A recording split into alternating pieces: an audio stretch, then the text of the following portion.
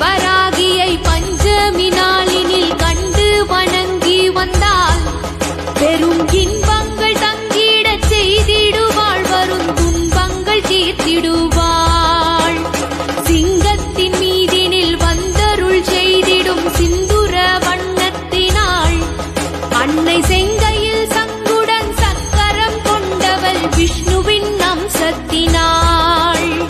பச்சை நிறத்தவள் இச்சை கெடுப்பவள், பாதம் பணிந்து விட்டால் அவள் உச்சத்திலே நம்மை ஏற்றிடுவாள், கொண்ட ஊழ்வினை போக்கிடுவாள்.